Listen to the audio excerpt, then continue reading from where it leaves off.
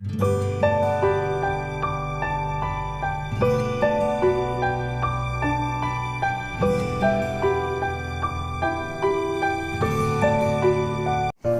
की सबसे बड़ी ज़रूरत। फ्रेंड्स, क्या आप जानते हैं कि हम इंसानों की सबसे बड़ी ज़रूरत क्या है? हम इंसान इन ज़रूरतों को कैसे और कहां से पूरी करते हैं? चलिए आपको एक हिंट देती हूँ। ये एक ऐसी ज़रूरत है जिसके बिना हम इंसान एकदम हेल्पलेस हो जाते हैं। एग्जैक्टली, आप एकदम सही सोच रहे हैं। मैं ऊर्जा यानी एनर्जी की बात कर रही हूँ। सबसे पहले तो हमें ज़िंदा रहने के लिए खाना यानी फूड एनर्जी की ज़रूरत होती है, जो कि हमें नेचर से मिलती है। उसके बाद हमें अपना अस्तित्व बनाए रखने के लिए यानी हर एक्टिविटी के लिए, चाहे वो फिजिकल हो या मैकेनिकल, उसके लिए एनर्जी की ज़रूरत होती है, जो डायरेक्टली या इनडायरेक्टली हमें नेचर से ही मिलती है। Like electricity, natural oil, wind energy, solar energy etcetera. यानी संसार में हर इंसान अपने मतलब और ज़रूरतों को पूरा करने के लिए नेचर पर ही डिपेंड है। लेकिन सवाल ये उठता है कि जिस तरह से आबादी बढ़ रही है और ऊर्जा की ज़रूरतें भी बढ़ रही हैं, अगर ऊर्जा का इसी तरह इस्तेमाल होता रहा तो ये सब नेचुरल रिसोर्सेज आखिर कब तक हम इंसानों का साथ देंगी? भविष्य में क्या होगा, कुछ भी नहीं कहा जा सकता।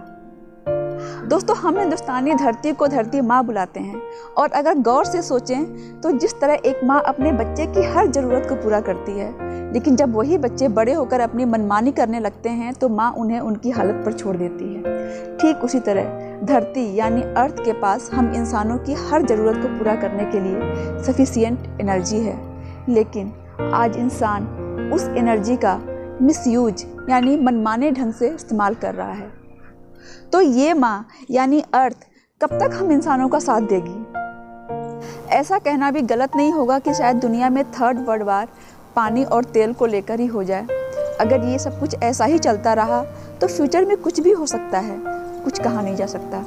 इन्हीं सब बातों को ध्यान में रखते हुए 1991 में मिनिस्ट्री ऑफ एनर्जी ने एक योजना शुरू की, जिसके तहत उन ऑर्गेनाइजेशंस को अवार्ड दिया जाता है जिन्होंने अपने प्रोडक्टिविटी को मेंटेन करते हुए एनर्जी कंजर्वेशन का भी ध्यान रखा, यानी ऊर्जा का कम से कम इस्तेमाल किया। और ये अवार्ड सबसे पहले 1991 में 14 दिसंबर को दिया गया।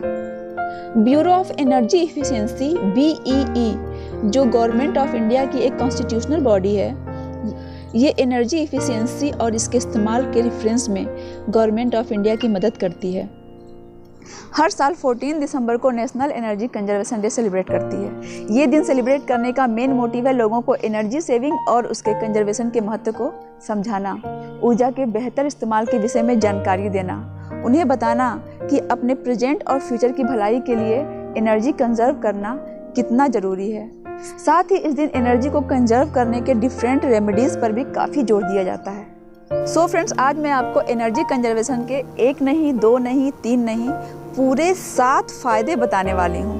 Let's start. It reduce living expenses, यानी एनर्जी कंजर्वेशन से हम अपने खर्चों को कम कर सकते हैं। लाइक एनर्जी कंजर्वेशन के दौरान हम अपने घर के इक्विपमेंट्स का कम से कम इस्तेमाल करते हैं। अब जब इक्विपमेंट्स कम इस्तेमाल होंगे तो ख़राब भी कम होंगे। इस तरह हमारे डेली के खर्चे काफ़ी कम हो जाते हैं। इट प्रोटेक्ट्स वाइल्ड लाइफ, यानी वन्य जीवों की रक्षा।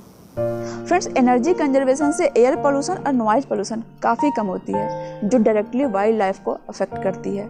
इस तरह से एनर्जी कंजर्वेशन से हम एनर्जी भी कंजर्व करते हैं और वाइल्ड लाइफ को प्रोटेक्ट भी कर सकते हैं। Less power plants. Friends, energy conservation के दौरान कोल माइनिंग और न्यूक्लियर पावर एक्सीडेंट्स भी कम होते हैं, जो नॉइज पोल्यूशन कम करता है, और नॉइज पोल्यूशन डायरेक्टली एनवायरनमेंट को हार्म पहुंचाता है। Promote health. दोस्तों, ये तो सभी जानते हैं कि clean and safe environment health को प्रमोट करती है, और energy conservation process indirectly environment को ही क्लीन करती है। Reduce dependence. आज की डेट में हमारी life complex technology, transportation system और ट्रेड एग्रीमेंट्स पर पूरी तरह डिपेंड है। एनर्जी कंजर्वेशन के जरिए इनडायरेक्टली हम इन सारी डिपेंडेंसी को धीरे धीरे कम ही करते हैं। Finite resources. जितने भी एनर्जी सोर्सेज का हम सब यूज करते हैं वे सब लिमिटेड हैं, यानी कि प्लेनेट उन्हें दोबारा क्रिएट नहीं कर सकता, और अगर करता भी है तो उसकी प्रोसेस बहुत टाइम टेकिंग है। इसलिए फ्यूचर में एनर्जी सोर्स की कमी ना होने पाए, इन सब बातों का ध्यान रखते हुए एनर्जी को कंजर्व करना बेहद ज़रूरी है। Last, make a positive impact. आप एक अच्छे एग्जाम्पल बनकर लोगों को ऊर्जा के बचत और संरक्षण के प्रति जागरूक कर सकते हैं। जब लोग अपने फ्रेंड्स, नेबर्स और पेरेंट्स को ऐसा करते देखते हैं तो वो भी ऊर्जा बचाने के लिए आगे बढ़ते हैं। इस तरह आप समाज में एक पॉजिटिव इम्पैक्ट डाल सकते हो। सो फ्रेंड्स, अगर आपको ये वीडियो पसंद आया हो और अगर आप मेरे विचारों से सहमत हो तो वीडियो को लाइक करें, शेयर करें और अपने विचार कमेंट बॉक्स में लिखें। Thanks for watching.